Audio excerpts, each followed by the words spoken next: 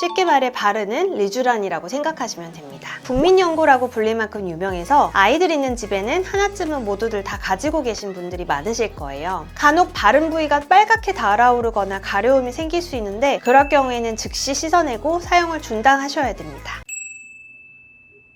원장님 요즘 약국템 많이 쓰는데 화장품이랑 뭐가 달라요? 약국에서 파는 제품들을 흔히 약국템이라고 부르는데요. 보통 치료 보조 목적으로 개발됐기 때문에 일반 화장품보다 유효 성분의 함량이 조금 더 높다는 차이가 있어요. 그럼 화장품보다 약국템이 더 좋은 거예요? 무조건 그렇다고 할 수는 없을 것 같고요. 중요한 건 어떤 피부에 어떤 상황에서 쓰느냐인데요. 약국템이 함량이 높은 만큼 피부에 더 빨리 효과를 줄 수 있지만 또 반대로 잘못 사용하게 되면 트러블이나 염증을 유발할 위험도 크다는 점 꼭 기억하셔야 돼요. 그래서 오늘은 처방 없이도 살 수 있는 약국템 중 피부 타입별로 어떻게 쓰면 좋을지 알려드리려고 해요. 내 피부에 맞는 약국템을 잘 고르면 화장품만 쓸 때보다 훨씬 큰 도움 받을 수 있어요. 제가 첫 번째로 추천드린 약국템은 바로 리주베넥스 크림인데요. 요즘 정말 인기가 많은 제품이에요. 쉽게 말해 바르는 리쥬란이라고 생각하시면 됩니다. 주성분이 PDRN, 연어 DNA 유래 성분으로 피부 재생과 회복에 초점을 맞춘 일반 의약품이에요. 그래서 여드름 자국이나 작은 상처처럼 재생이 필요한 부위에 바르시면 특히 도움이 됩니다. 이 크림은 정말 구하기 힘들다고 하는데 친한 연예인이 저한테 언니 이거 써봐 하고 주더라고요. 그래서 써봤는데 나쁘지 않았어요. 그 친구도 약간 트러블 자국이나 이런 거 있을 때 크림에 섞어서 발랐을 때 정말 좋다라고 해서 저도 한번 몇 번 써봤거든요. 그래서 이 리주베넥스 크림이 꾸덕한 연고 제형이라서 얼굴 전체에 단독으로 바르기에는 조금 무거울 수 있습니다. 그래서 평소에 쓰시는 크림에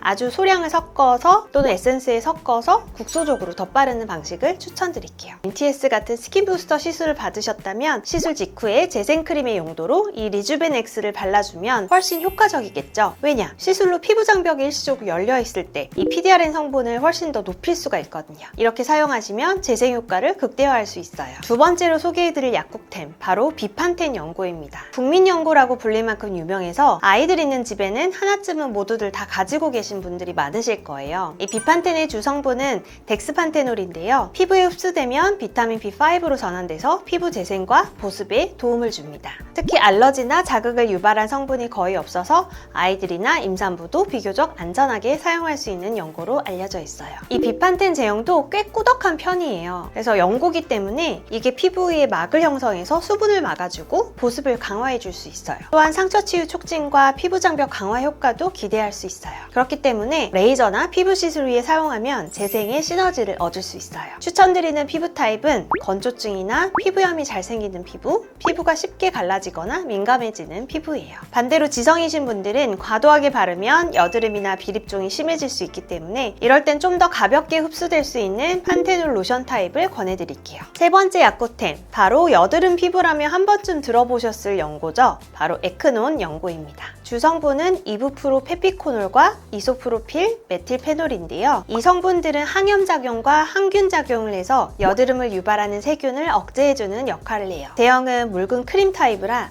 앞서 소개한 제품들보다 바르기가 훨씬 간편해요. 특히 붉게 올라오는 뾰루지나 곪는 환염성 여드름에는 효과적이에요. 뾰루지가 날 것 같다 하고 눌렀을 때 살짝 아픈 시점 있죠? 그럴 때 발라주시면 훨씬 진정 효과를 보실 수 있을 거예요. 그 여드름 나는 부위에만 바르는 거예요? 국소적으로 바르시는 게 좋죠. 아무래도 이게 항염이나 항균 작용이 있기 때문에 정상적인 피부에서는 좀 과하게 작용할 수가 있거든요. 그래서 트러블이 난 부위만 국소적으로 바르시는 걸 추천드릴게요. 그렇지만 좁쌀 여드름, 얼굴 전체에 좁쌀 여드름이 많은 아신 분들에게 도포에는 큰 효과가 없어서 그닥 저는 권장하지는 않아요. 좁쌀 여드름은 염증 때문에 생기는 게 아니에요? 염증 때문에 생기긴 하지만 범위가 넓다 보니까 피부가 너무 자극이 될 수 있거든요. 그래서 부위가 너무 넓고 심하면 먹는 약이 필요할 수도 있어요. 그리고 전반적인 필링 치료가 필요할 수 있기 때문에 그럴 땐 병원을 내원하시는 게 좋을 것 같아요. 또 한 가지 주의할 점은 에크논에 살리실산 계열 성분이 들어있어서 피부 장벽에 자극을 줄 수 있다는 거예요.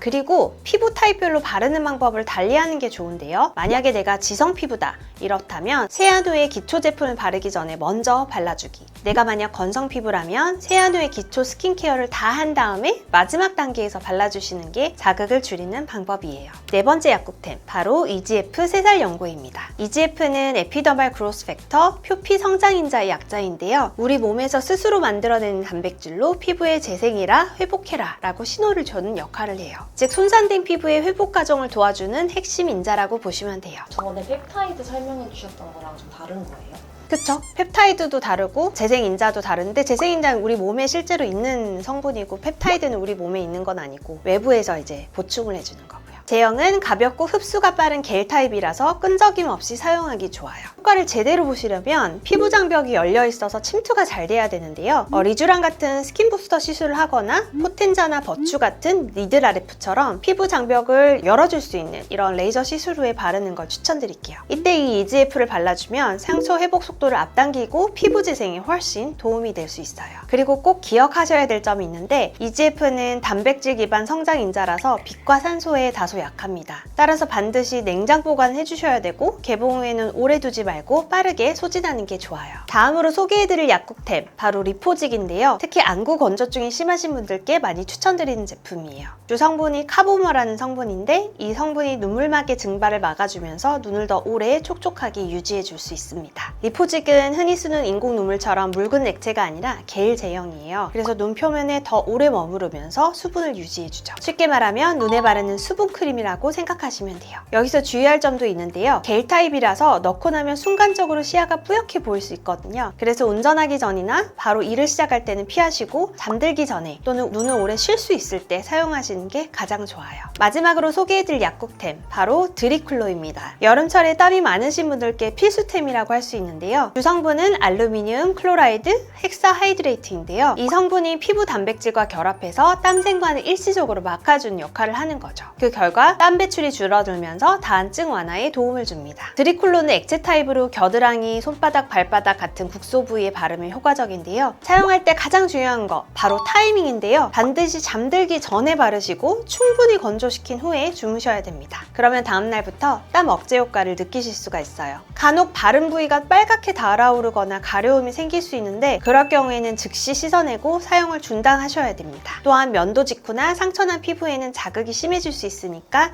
피해주시는 게 좋아요. 자, 오늘 6가지 약국템 소개해드렸는데요. 제가 피부 고민별로도 딱 정리해드릴게요. 먼저 첫 번째, 여드름이나 트러블 피부는 에크논, 항염과 항균 작용으로 여드름균을 억제해주고 붉은 염증을 완화시켜줘요. 지성 피부라면 세안의 맨 얼굴 상태에서 트러블 부위에 콕콕 발라주시고요. 원성 피부라면 세안 후에 기초 단계 후에 발라주시면 됩니다. 특히 밤에 바르고 자면 효과가 더 잘 나타나요. 두 번째, 상처나 흉터로 인해 피부 재생이 필요할 때는 리주비넥스나 EGF 세살 연고, 피부의 콜라겐 립성을 유도해서 상처 치유나 피부 재생이 효과적이에요. 특히 피부 시술 후나 리들샷 사용 후에 바르게 되면 효과가 더 좋아져요. 낮과 밤 모두 사용이 가능하고 시술 후 일주일 정도 집중 케어용으로 추천드릴게요. 노화 방지에도 효과가 있어요? 그럼요. 아무래도 이제 피부 장벽을 잘 튼튼하게 해주면서 재생에 도움이 되는 성분이기 때문에 장기적으로 이제 콜라겐 재생을 촉진시킬 수 있기 때문에 노화 방지에도 도움이 되죠. 세 번째, 건조하고 장벽이 손상된 피부에는 비판텐, 건조하거나 갈라진 부위에 발라주시면 수분 증발을 억제해줘서 피부 장벽 강화에 도움을 줘요.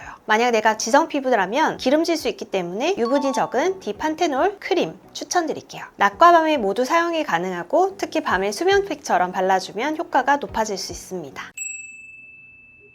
자, 오늘은 제가 추천하는 약국템에 대해서 소개해드렸는데요. 좋은 제품이라도 내 피부에 맞지 않으면 트러블을 유발할 수 있으니까 나한테 맞는 제품 찾으셔서 집에서도 관리 잘 하시길 바랄게요. 더 궁금하신 점 있으시다면 아래 댓글로 남겨주시고요. 지금까지 닥터원이었습니다. 다음에 만나요.